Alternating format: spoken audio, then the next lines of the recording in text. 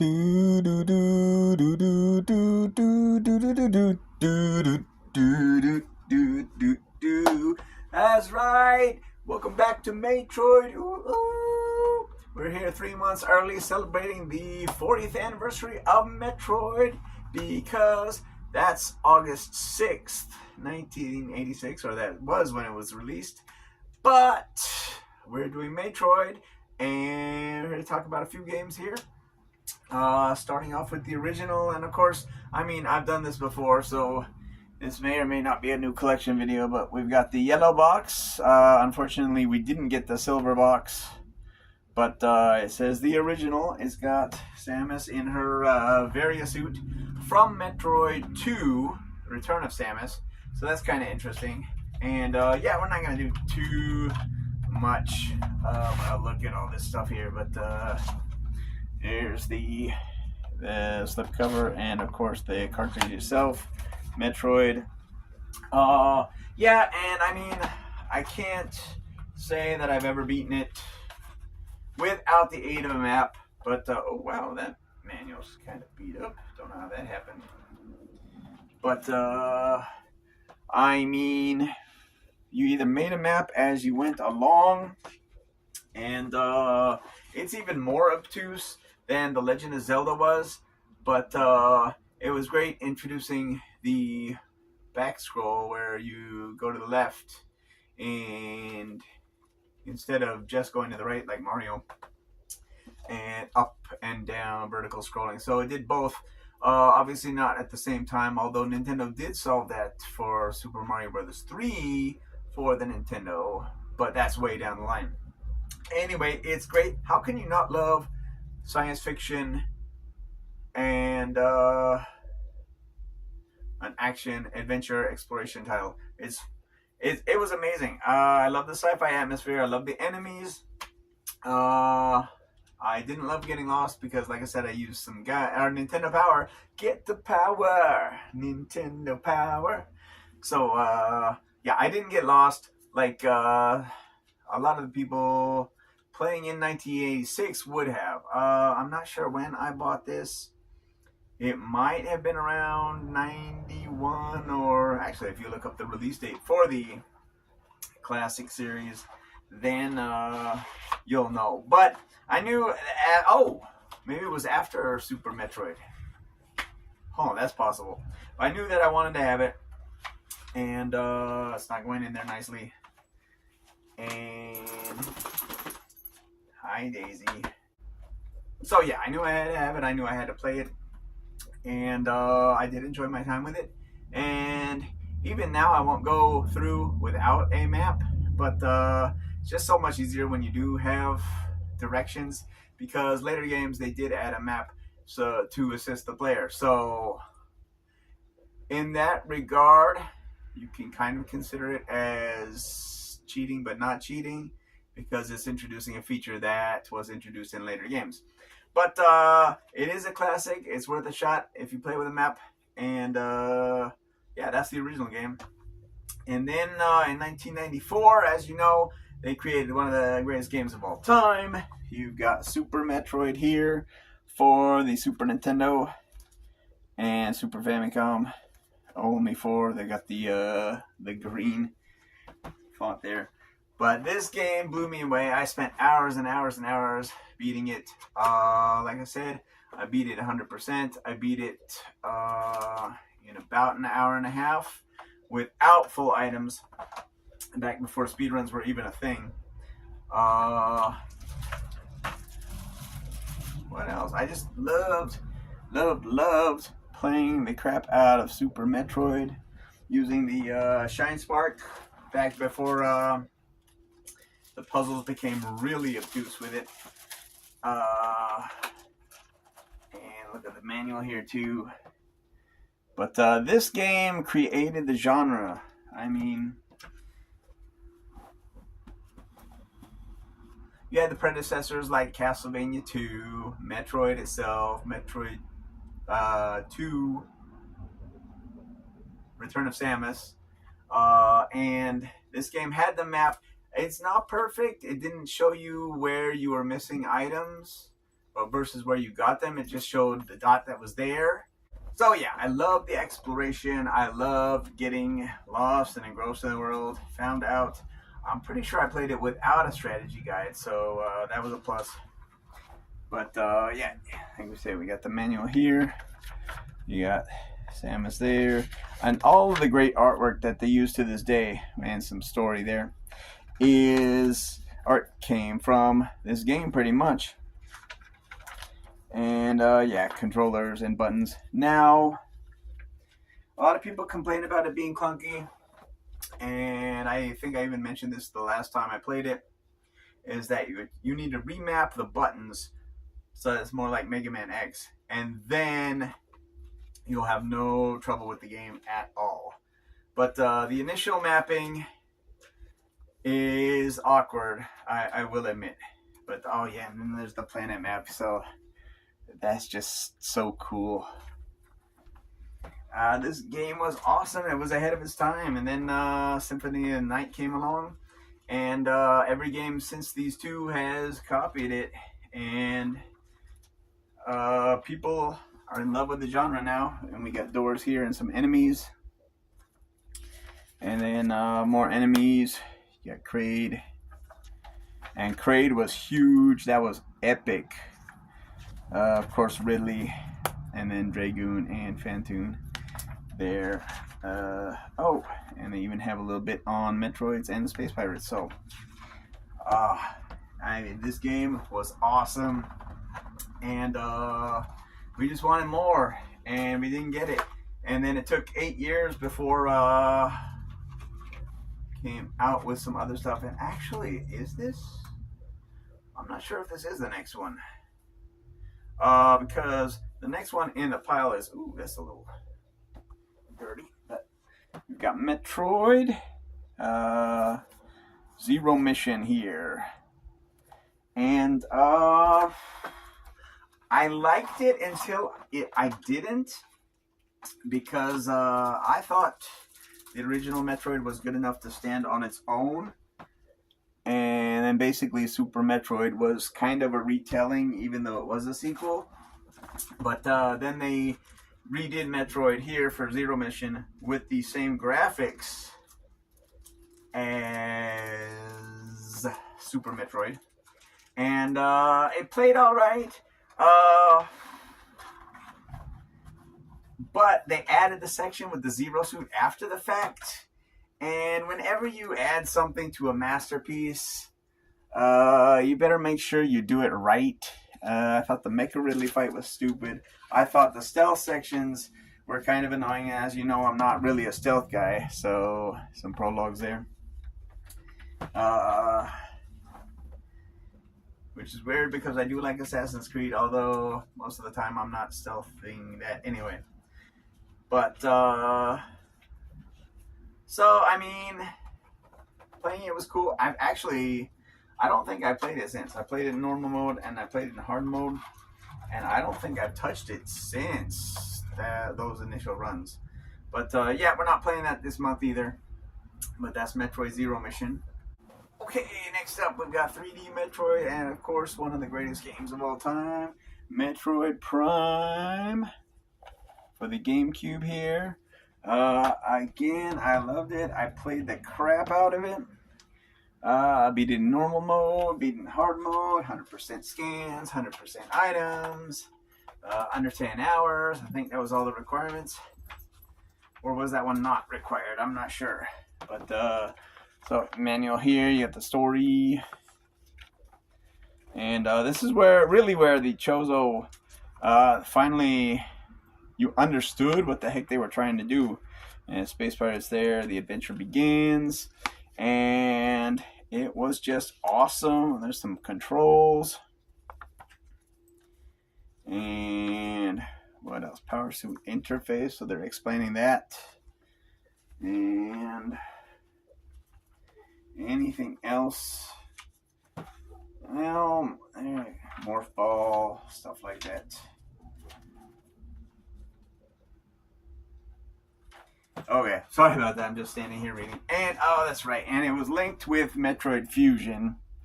And that is game I'm sure I've discussed at length, but suffice to say, I didn't like Zero Suit Samus and the Metroid Prime Fusion suit looked ugly to me. And why would I get this game at the same time that this awesome game is coming out? So of course I went with Metroid Prime for the GameCube, and I regret nothing because this game is awesome.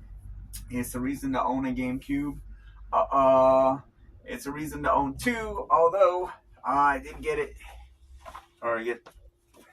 the slip cover here for the GameCube. You can see that it comes with the silver GameCube. The disc we'll get to in a minute. What else? Oops, that sucked. Yeah, Platinum Nintendo GameCube system and controller, Metroid Prime game for Nintendo GameCube. New Metroid Prime 2 Echoes bonus disc contains Metroid Prime 2 Echoes demo. Say movie trailers, okay.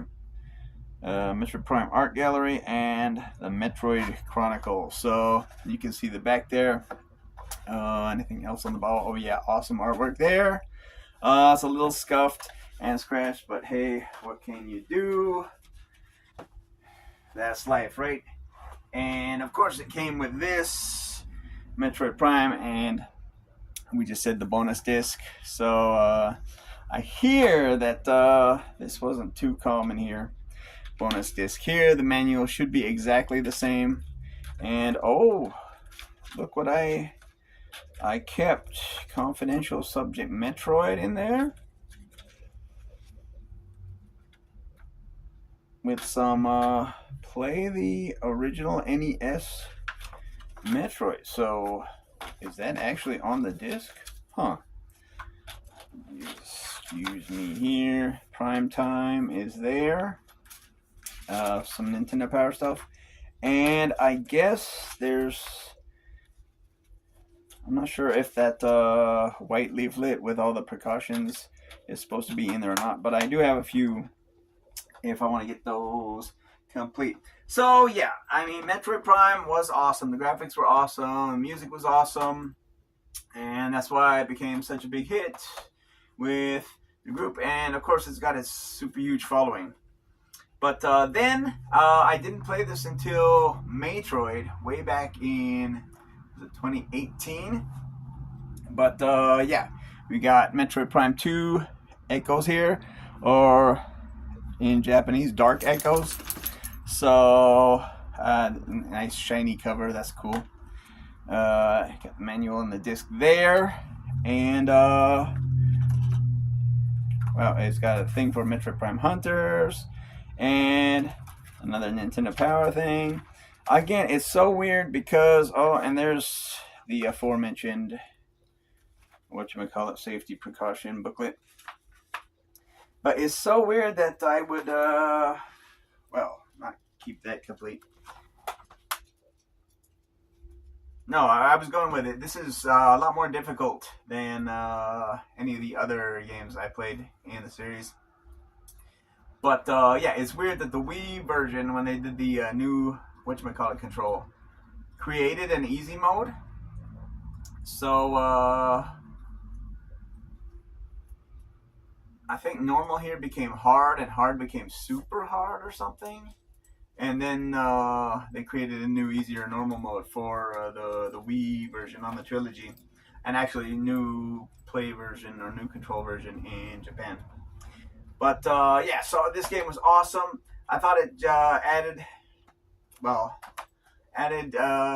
lot to the Metroid Prime formula. And I was really worried about ammo, and hi Daisy.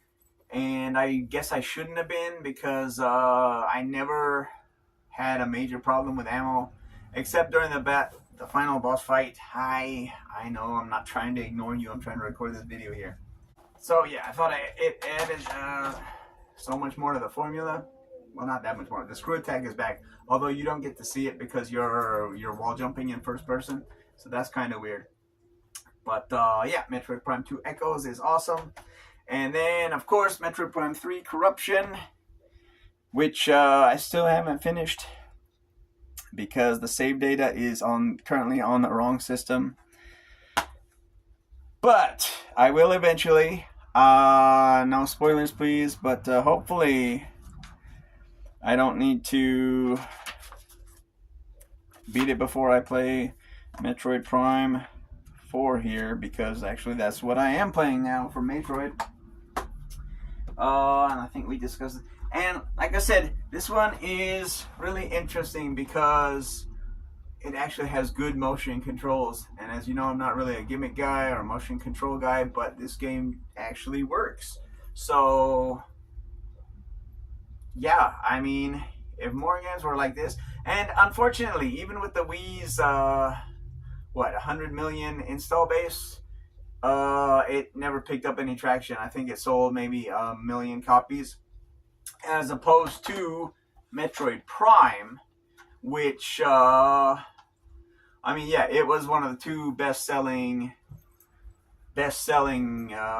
games in the series until Dread came along. But I mean, even then, it sold less than 3 million copies. But what's significant about it is that it was at like 20 to 25% of the GameCube install base. That's how huge this game was for Nintendo. And unfortunately, Echoes released at the same time, or around the same time as Halo 2. So I don't know if that subtracted from it or not. I mean, Nintendo and Xbox are going to have their own separate fan bases. But being in the same vein, a futuristic sci-fi shooter, even though this has more exploration, might have detracted from it a little bit. But yeah, this could have done a lot more. And then they had Other M, which I think was in another video. And that brings us to Metroid 2024. Again, 3 months early for the 40th anniversary. But Nintendo still hasn't announced anything for Zelda 40, which was 3 months ago now. But yeah, like we said, we're popping this in on the Switch 2 version. It plays on the Switch. And apparently that is a Nintendo Switch 2 edition thing. Because, and sorry, I can't put the cart in there because it's in the Switch. It's nice and red though, so that's a plus. But yeah. I'm not that far into it. So they try to kick you off with a bang. And for me, it felt like something out of Halo. So, I mean, it fits right in.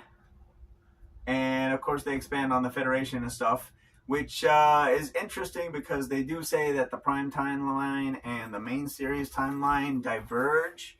Because in 1, you know, she's an enemy of the Federation. But I guess in Prime, she's an ally. Because they call her in for the mission. And it starts off really good. I know what people complain about, and yeah, the open world hub. And of course, that's the problem with a lot of open world games. You just have too much terrain, and you think there's a lot of stuff to do, but there really isn't. It's just a wide expanse, and you got to travel. And I haven't gotten to that point yet, so I don't know if it's as bad as they say. But yeah, I mean, you know, at the end of the day, if it makes my top 10 games of the year list, I'll discuss it more then. But that's Metroid Prime 4, which is the main for Metroid. And the other one is, I hate to use that term, but they do call it Metroidvania for a reason. But Mars 2120 is the other one.